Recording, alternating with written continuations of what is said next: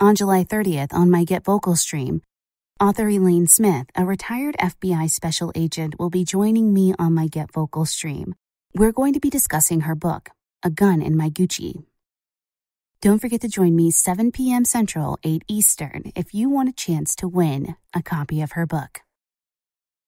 Explicit content is found in this episode, so listener discretion is advised. Welcome back to the True Crime Fan Club podcast. I'm your host, Lanie. For most people, when they bury their loved ones, they expect to grieve and for the deceased to rest in peace. Unfortunately, throughout history and even today, the deceased and their families fall victim to grave robbers or body snatchers. Most people are not aware this gruesome practice still occurs, but in the mid-2000s, thousands of families discovered their loved ones' corpses had been desecrated. Okay, on to the show.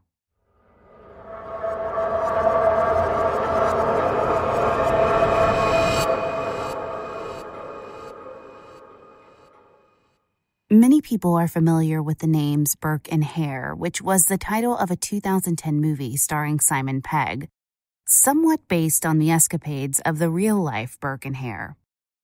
In the late 17th century, medical students and physicians had a problem of there not being enough cadavers to study. Enter resurrectionists, also known as ghouls, who would rob graves and sell to the medical schools or doctors. In Edinburgh, 1752, Helen Torrance and Jean Waldy skipped the grave robbing and went straight to murder when they murdered a young boy who was around 8 or 9 and sold his body for 2 shillings, 10 pence. They were captured and hanged within days. 76 years later, William Burke and William Hare, also in Edinburgh, began the same thing.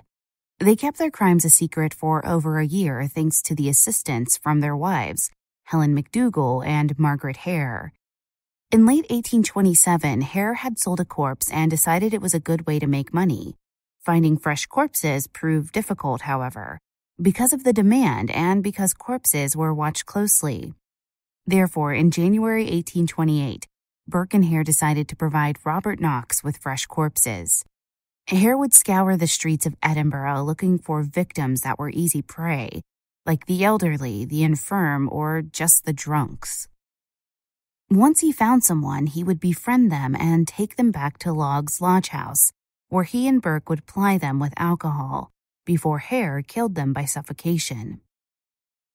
The pair were caught, and with them, Robert Knox and the 2 wives. Their trial was held in December 1828, and only William Burke was sentenced to death. He was hanged in a public hanging the following month, and just a few days later, his body was dissected in front of another huge crowd.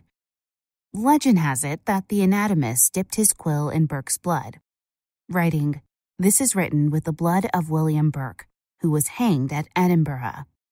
This blood was taken from his head.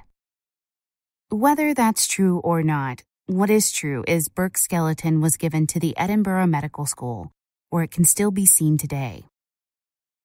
Body snatching in America is not quite as well known as Burke and Hare, but there were numerous cases of grave robbing in the early years of the United States, early enough that Alexander Hamilton was present during a riot that broke out at Columbia University.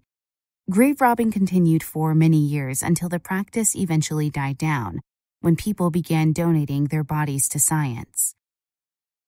However, just as it's implied in the urban legend of the stolen kidney in a hotel room, nefarious organ and tissue thieves still exist in America and throughout the world. In 1986, a leaking package at a Kentucky post office led to the horrific discovery of 5 human heads inside. Upon investigation, the heads were traced back to Martin Spector, a physician in Philadelphia, who was a Center City ear, nose, and throat doctor. He had been providing other doctors with body parts for over 20 years. He would pay diners, morgue employees who readied bodies for autopsy and washed them afterwards, $150 per head, $65 per arm, and $20 for a set of ears. He was eventually fined a little over $30,000 and sentenced to 1,600 hours of community service. He was 70 at the time of his sentencing. Dr. Spector was most annoyed that one of his staff sent the package with the wrong address. Dr. Spector's operation, however, was nothing like the one discovered in New York in the mid-2000s. Joseph Naselli owned a funeral home, Daniel George and Son, in Brooklyn, New York. But in late 2003, early 2004, he sold this business to Robert Nelms and Deborah Johnson, who were married at the time of the sale. Robert and Deborah owned several funeral homes, but Joseph Naselli stayed on to help run the business. They also gave him free run of the funeral home. Deborah became suspicious after several of their clients complained to her that their prepaid funeral arrangements were not being kept. These should have been deducted from the purchase price of the funeral home, but were not. She touched the leg of a deceased client one day to find that the leg had PVC pipe in it, rather than a bone. She finally went to the police after finding a secret room on the second floor that was essentially an embalming room. There was a table on the first floor that would rise hydraulically to the second, so the deceased could be harvested.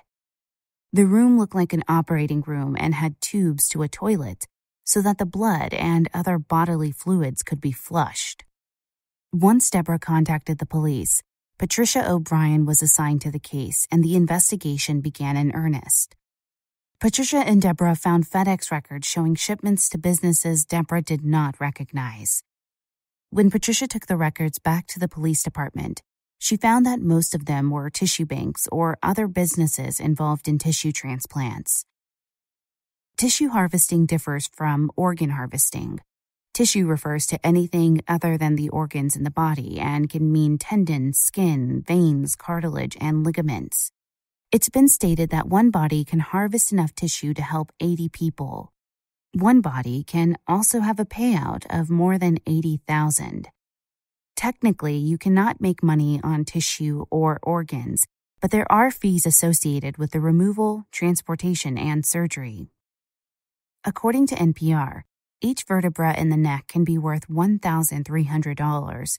The pelvis can cost $6,000, and an elbow can cost $17,000.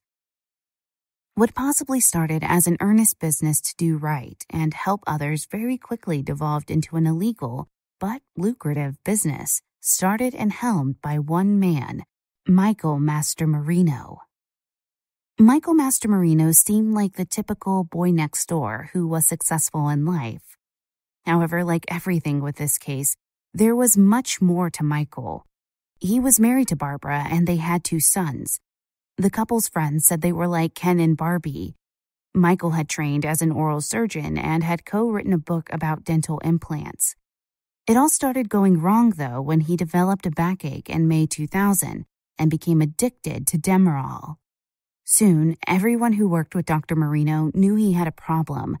He fell asleep during a procedure one day while standing up. Another time, he walked out of the bathroom and fell to the floor with his scrubs down around his ankles. The incident that brought this to Barbara's attention was when he passed out in the bathroom with a hypodermic needle in his arm. It all came to a head professionally, though, when he performed surgery while under the influence and caused damage to a patient's nerve, causing a permanent droop. He was soon arrested and checked himself into rehab for 3 days. Michael's wife became concerned about him one night when he didn't come home. She took their small sons out to look for him and saw him on the side of the road surrounded by blue lights. That wasn't all. He wasn't alone. He was with another woman. He was charged with possession of Demerol and a hypodermic needle, and being under the influence of a controlled substance. He soon realized he was going to have to actually go to rehab and stick it out, to get out of the controlled substance charges and to keep his marriage intact. He did, and managed to sweep the charges under the rug and saved his marriage. However, he did have to surrender his medical and dental license. He had a family and, more importantly, a lavish lifestyle to keep up. He had to find a way to make lots of money fast, so he looked through the contacts he made while practicing oral surgery. He quickly found Regeneration Technologies Incorporated, or RTI, and realized they were one of the largest tissue banks in the U.S. He had used their products and dental implants and decided to become a provider of parts. He obtained a New York license for tissue harvesting in 2002, which was the same year he lost his dental license. RTI was impressed with his work, and even more so when he announced to them he would like to work from funeral homes. Michael created Biomedical Tissue Services Ltd, or BTS. Michael paid undertakers $1,000 per body. He claimed this was the amount set by the American Association of Tissue Banks and included the fees for the use of a funeral home, $500, the cost of body delivery, $250, and the cost of body disposal or cleanup, another $250. But BTS received at least $7,000 for each body they harvested. When the business was new, Michael actually did most of the work himself. Michael partnered with Joseph Naselli to work out of Daniel George and Son Funeral Home, and soon demand overwhelmed his ability to keep up. Michael put feelers out there and soon hired Lee Crusetta, who was a nurse at Beth Israel. I'm going to pause the case right here so you can hear a word from our sponsors.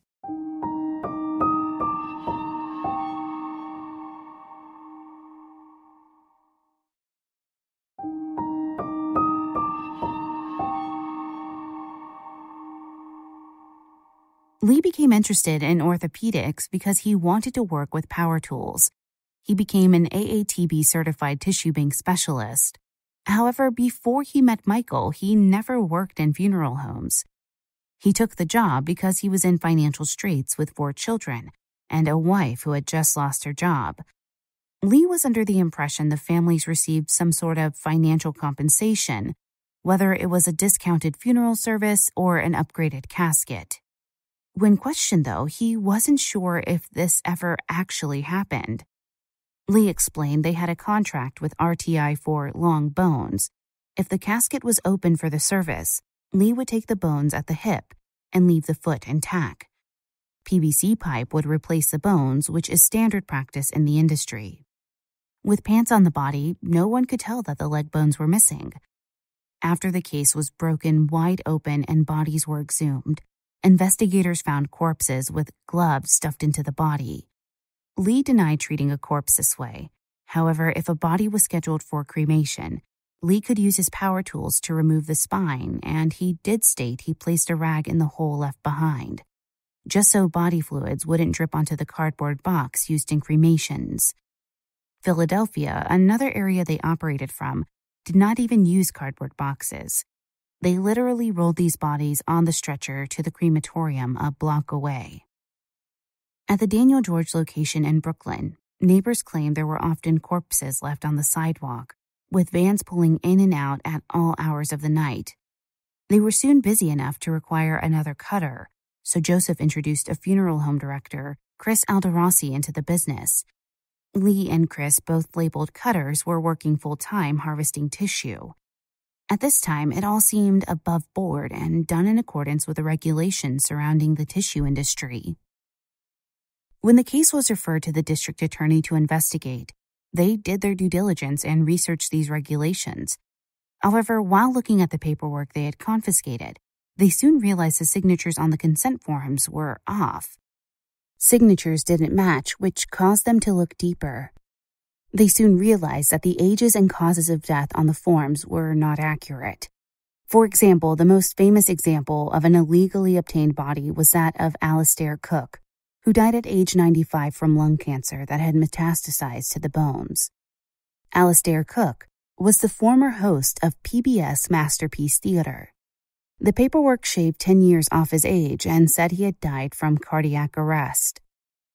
This bothered Lee, who said that often the forms would say cardiac arrest, but they would open the body and find lesions on the bones. He was with Michael at a convention in Florida when Chris called Michael to tell him he had Alastair Cook on the table, so what should he do? All Michael said was, proceed. The DA's investigation into the illegally obtained tissue was assisted by Dr. Michael Bauer of Colorado. His own investigation started because he had a question about something on the form, and he called the phone number of the treating physician on the form. The number was incorrect, so he called the next of kin, That ended up being a business, so he wasn't sure what to do. He went home that night and the next day was panicked. He called all the numbers he had for 28 donors, and all of them were incorrect. He reached out to Michael, who cast the blame at the funeral homes, several different ones. Dr. Bauer countered with the fact that Michael's initials were beside each phone number. Michael then severed all ties with Dr. Bauer, who contacted some of the tissue banks to alert them to the tissue. 3 of these banks stopped working with BTS. The FDA investigated BTS in 2003 for improper sterilization of equipment and inadequate explanations of how they disposed of tissue that was diseased. However, Michael vowed he had corrected these issues, so the FDA backed off. They did not shut down BTS until 2006, after the claims of forgeries came to light. Another issue of the BTS harvested issue was that the funeral homes typically did not have the proper refrigeration for harvested tissue. Tissue is also supposed to be harvested within 24 hours, but sometimes this was not adhered to. Lee Crusetta said, "All these bodies, they seemed okay to me. I never saw a body decomposing." The 4 major players of BTS were indicted on nearly 200 charges stemming from the illegal harvest practices, including charges of forgery, possessing forged documents, body stealing, opening graves, grand larceny, and reckless endangerment. The trials did not come quickly. Lee Crusetta took a plea deal in exchange for testifying against Michael Mastromarino, Joseph Nicelli, and Chris Alderossi. Charges were also filed in Philadelphia, where the company often harvested tissue. Lee received 6 years and 8 months for the crimes in both states, a sentence that he would serve in New York. Michael Mastromarino denied culpability until immediately before the trial, when he finally pled guilty and received 18 to 54 years. Joseph Nicelli suffered a fall off a roof while awaiting trial, so his trial was delayed a little longer. He decided to take a plea agreement as well, receiving 24 years for his part in the crimes. Chris Alderossi went to trial and was found guilty, being handed a sentence of up to 27 years for his part. However, the story isn't over there. There were an estimated 1,077 bodies that were harvested, and several of these were exhumed, causing more grief to the families. But aside from the next of kin, there were potentially thousands of living victims of these crimes, the people who received tissue from BTS. Letters were sent to the recipients of tissue from BTS. These letters advised the recipients to be tested for certain diseases, such as HIV, hepatitis, and syphilis. One of these was Dana Ryan, who received cadaver bone to repair a herniated disc in her back. After she was tested, she discovered she had hepatitis B, and the only place she could have received it was from the bone graft. Numerous lawsuits were filed against BTS and Michael Mastromarino. There were confirmed cases of HIV and syphilis, which resulted from infected grafts. Before it was all over, 14 people were charged in the body snatchers case. In what some call an ironic twist, Michael developed liver cancer, which metastasized to his bones. He died on July 7, 2013, while still in prison. He can still be seen in the documentary The Body Snatchers of New York on Amazon Prime. In the documentary, Michael does not appear to be remorseful at all, and even told NPR during an interview, "This case was completely blown out of proportion. They made me out to be like I was doing something completely outrageous." Ironically, the original whistleblower, Deborah Johnson, and her husband, Robert Nelms, found themselves in hot water just a few years after Michael Mastromarino was sentenced. The pair purchased a funeral home and cemetery in Indiana, where they apparently were living during the body snatchers case. They were not using a perpetual care trust fund in accordance with the law and were investigated in 2008. It was soon discovered that they had taken $22 million from the funeral home, including money to pay back the loan for the business and money to build a house. To add insult to injury, Deborah was fired from the funeral home when the allegations began, but was not told by her husband. She then found out they were not legally wed because he had never filed their marriage paperwork. Because they were not married, Deborah said she would testify against Robert if the charges against her were dropped. All charges were dropped, but Robert ended up not going to trial, taking a plea deal to spend 4 years in jail and 4 years in home detention. Deborah also received a $175,000 settlement when she filed a lawsuit against the funeral home for her termination and for not paying her as required. From disreputable funeral homes to immoral entrepreneurs, death is apparently a lucrative business. Okay, fan club members, as I conclude this episode, my one question to you is, how will you sleep tonight? Thank you for listening. If you enjoyed this episode, please be sure to rate, subscribe, and positively review the show on Apple Podcasts or your podcast player of choice. It really does help us out. You can find us on most social media platforms, Twitter at TCFC Pod, Facebook.com/TCFC Podcast. You can also find us on Instagram at True Crime Fan Club Pod. And of course, our website is truecrimefanclub.com. If you have an episode request, send us an email, tcfcpod@gmail.com.